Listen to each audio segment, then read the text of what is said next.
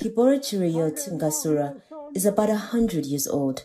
In 1952, he was among a group of young men chosen to sing for then Princess Elizabeth at an event near Lake Victoria. The men planned to use the occasion to petition Elizabeth to relocate their parents from a detention camp. Members of the Talai clan had been held for nearly 2 decades on suspicion of fomenting resistance against British colonial rule. The event never happened. King George VI had died, and the new queen hurried back to London. More than 70 years later, Elizabeth's son, King Charles, will visit Kenya this week. Ngasura wants to inform him that they should be compensated for the hardship they went through. Joel Kmeto is the representative of the Kipsigis ethnic group, of which the Talai are one of 196 clans. We are asking King Charles III also to touch on the same. Say something about these lands. Why are they still being used by the British while the Kipsigis people are suffering? People in detention camps were released in 1962, but the land where they had once grazed their livestock now belonged to British settlers and tea companies.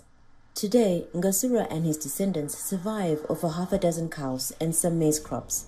Buckingham Palace said Charles's visit will acknowledge painful aspects of the UK and Kenya's shared history.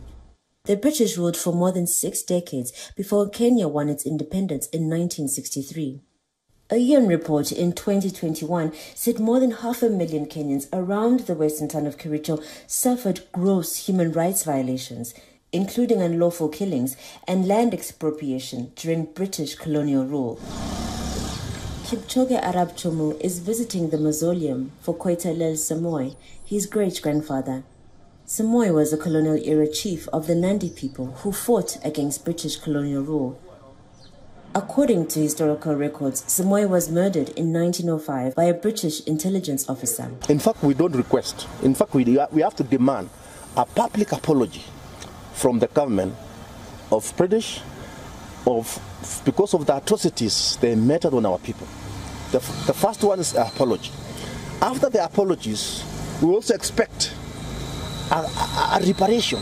The British government has not been receptive in the past to requests by the Kipsigis and Talai to discuss compensation.